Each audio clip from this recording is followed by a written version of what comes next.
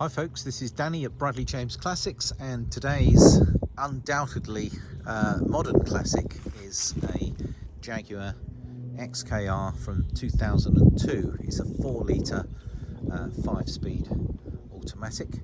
Now this is a car we're actually selling on behalf of a valued customer of ours. It's an elderly chap who's decided he's not going to be using his Jaguar as much as he likes, so he's local to our village here, and we're selling it on his behalf. Now the car itself does have one or two minor issues which I'm going to run through, and I will cover those in due course as we do the walk around video. But just the highlights on the car: this is being sold for an attractive price point. I can tell you these same car, the same mileage, same model, can cost happily twice as much as what this one is being sold for. But that does take into account the fact that when the car, approximately 10 years ago, the car had a dent in the rear offside arch, and it buckled a wheel. That caused it to be a insurance D category car. The owner had the car repaired, and it was a very mild reason for the insurance company to give it a category D, but it's always going to be on the register, and I'd like to get that pointed out very early. And also the car itself, it has got one or two minor marks on it, and there are one or two things that need to be addressed, but they're fairly minor, so it doesn't distract from the fact that this is a beautiful driving Jaguar supercharged convertible. It presents very well, actually. It's now they call this one, I'm pretty sure this is what they call the platinum silver. In fact, I'm sure it's platinum silver. It's oatmeal leather combining with warm charcoal inside. It's a very attractive looking car. It has got fairly new tyres all round, and they are Dunlops. The alloy wheels are the optional extra larger ones, which are 20 inches, and they're called Detroits on these, and they're a BBS alloy. Now they have been refurbished in recent times and do present very nicely as well. The car itself does have cruise control, which I think was an extra even on the supercharged model. The performance is outstanding on the supercharged Jaguar. I think they're a particularly handsome car. They look great in this silver colour. They hit 0 to 60 in about 5.3 seconds, and the top speed is limited to 155 miles an hour. So you will be impressed with the way these guys go. They're a wonderful driver's car. I think the shape has absolutely lasted the test of time. I think it's a very handsome car. It had a tough job in the line of Jaguar sports cars. We went from an E-Type to an XJS to one of these, and this is the first generation of the XKR or stroke XK8. Now the XK model like this come out in I think it was 1996, and I think the R version came out about 98. It changed, and it had a major facelift, in fact a whole new car really, in about 2006. But I must say, I do think these early generation cars do look rather splendid. They share the platform. The DB7 Aston Martin has got very similar lines to this. They sit on a similar chassis, and I think you'll find they're the same design group behind those cars, both being owned by Ford at about the same time. 100,000 miles is quite respectable for one of these. Lower mileage examples are available, and they are super dear, but I actually think at the prices being asked, it makes this car very reasonable. The car has had a lot of money spent on it over the years, and what I am aware of in more recent times, because it did need a bit of work for its MOT, it had new rear calipers and pads, brake pads. It had new ball joints. It had strut tops on the front. I mentioned the refurbished alloys. It also, in the previous owner's time, it had a few £1,000, quite a few £1,000 spent on totally refurbishing the front seats, and I think the door cards were done, and the centre console top. So usually these Jaguars can be a little bit ratty in the seats, whereas this one is lovely and fresh. Lovely interior with these. They have the half wood steering wheel, the wooden gear knob, and the burr walnut effect dashboard. This one's got a Parrot phone Bluetooth system, so you can tune in your phone through the radio. Very handsome car all round, and they look lovely inside. Good carpets. It has got carpet mats, but they've been washed, so they're currently, we've just got pieces of paper in there. And it does have a wind deflector for when you're driving with the hood down. It's an electric roof that's fully working, and the roof is in good order. I'll put that roof back up in a moment so you can see it. Looking through my notes, just to remind you the difference between the supercharger model and the standard one, where you've got these bonnet louvers which help with the cooling. You've got a mesh front grille, quite aggressive looking with the mesh in the front rather than the other Jaguar that didn't have that grille. You see it's like the shape of the front of the E-Type actually. You have these large wheels. These are the larger ones, 20-inch Detroit alloys, and a little boot spoiler on the back. And these are the visual differences between this and the standard car. This one's got parking sensors on the back, and I think I mentioned it's got cruise control, which was an option even for one of these. A little bit more about performance. I think I've said the 0 to 60 in 5.3 seconds. They do have a fantastic 4-litre supercharged engine, 370 brake horsepower. They do get a move on. They use a Mercedes gearbox in these. The XKR gets treated to a 5-speed auto. So a great gearbox, silky smooth, very Jaguar-like with its standard sort of J-gate design.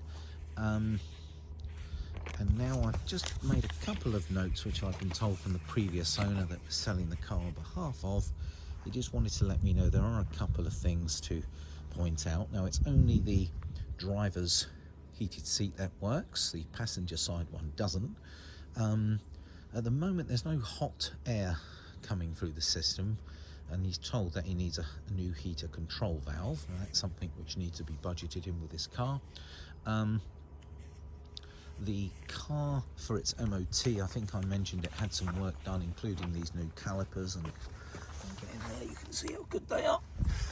It did have the welding done to the rear subframe, which it needed for its MOT. So that's been repaired, and it's also been repainted with undersill. Sadly, these Jaguars did suffer with undercarriage corrosion. The MOT has mentioned that there is corrosion present on the underbody, but none of it's considered structural. So it may be, if this car's going to be a doer-upper for you and you decide you're going to improve upon it, I think it'd probably be a good idea to look into getting the underside shot blasted and painted to keep it in good shape for future MOTs. Now, the car is on the button. It does come with 2 sets of keys. It comes with its handbook. It comes with all its paperwork, including, of course, a logbook and some previous MOTs. The car has always been maintained well by the existing owner, and he has, well, anything that's needed to be done, he's always had it done. So, in summary, it's a cut price Jaguar because of some of the issues that I've pointed out in this video. None of them are particularly major, but we do like to make it known that it's not one of our, what we call our retail cars. It's a car that we're selling on behalf of a customer. I think there's an opportunity to grab a bit of a bargain because you don't often see these cars at this price point. And as I mentioned earlier, if it wasn't for the Category D category back in about 10 years ago, and the fact there are 1 or 2 minor things to sort out, this car is virtually half its usual asking price.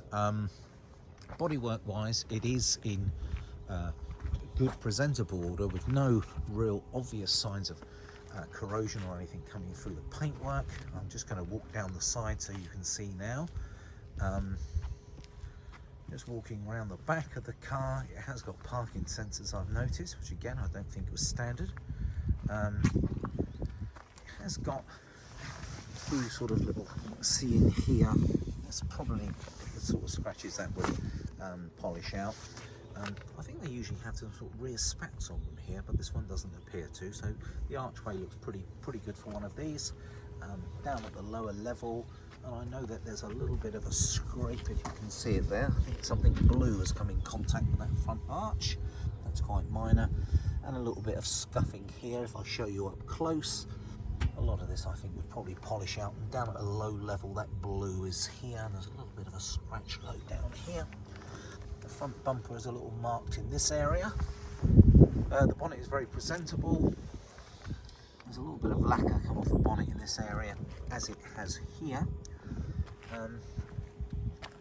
And if you wanted to, and you were really looking to try and get it perfect, you'd probably look at painting perhaps the front bumper here, but again, it's they're not major marks. And I'm going around the car slowly so you can see anything. If I see anything, I will point it out to you, but the rest of the paintwork does look quite presentable. It isn't deeply waxed and polished, it literally has just had a bit of a wash and put up for sale as is. The MOT runs through to June 2023 as I do this video. You certainly won't be needing any tyres, they all look, I'm told they're all very recent. I know it's had rear brakes, I know it's had calipers, and it's only done about 2,000 miles since it's had its last MOT, so it hasn't had an extensive use, and it was just a second car that was kept garaged, so it hasn't had a hard life. While we're here, let's have a further look on the inside.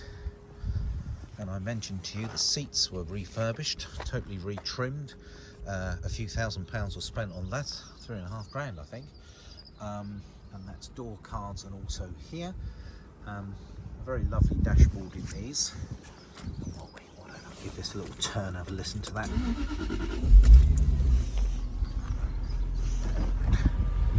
And let's have a look at the loud pedal.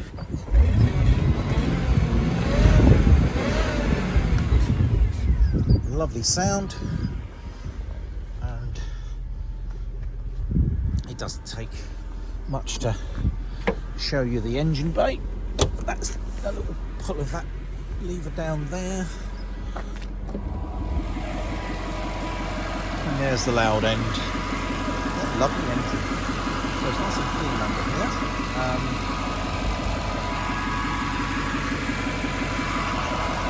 Popping away. Lovely supercharger.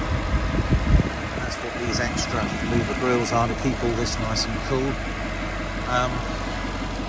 Yeah, it's a beautiful sight. Let me put this bonnet back down again. And while we're here, it's not too much trouble for me to just put the bonnet down. It's no trouble for me to just hit the button and we can put the roof up as well. Now let's try and do it from the driver's side.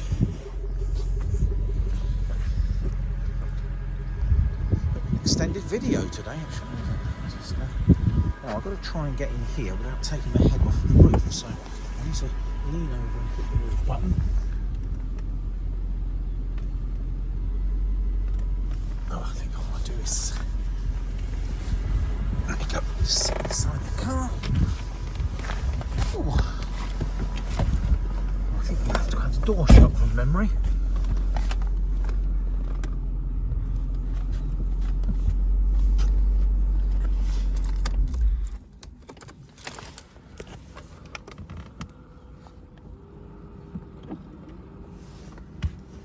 And if you can just see that raising up over there, there comes the roof, and that automatically just locks down in the position there. And then the final stage, you keep your fingers on the button, and let's just start that up again. Where were we? That's it. And you keep that on there. That's the roof button. And then you can lift all your windows up. And there you go, nicely up. And then you're away. So, I I think that covers everything, folks. I hope this has been a useful walk around video. Oh, I ought to add, there's no warning lights, no engine management lights, and if you're quick, there's half a tank of fuel there. Now that's worth a few quid these days. Hopefully everything I've showed you in the video has given you an opportunity to have a look at the condition of the car. Oh, I ought to mention there has been a recent Bosch S4 battery in the back, which is a few bobs worth. It's quite a large battery in here. It's nice and clean and tidy inside. All the switch gears in good order. It's nice that it's got the half wooden steering wheel on this model. So that's 100,758 miles. That's up at running temperature. That's oil pressure as we're ticking over. She does drive it particularly well. Matching proper Dunlop recommended tyres for that does help this. And yeah, she's a good all-round Jaguar at the price point. I hope my video has been helpful for you today, folks. Thank you for watching. It's Danny at Bradley James Classics, signing out.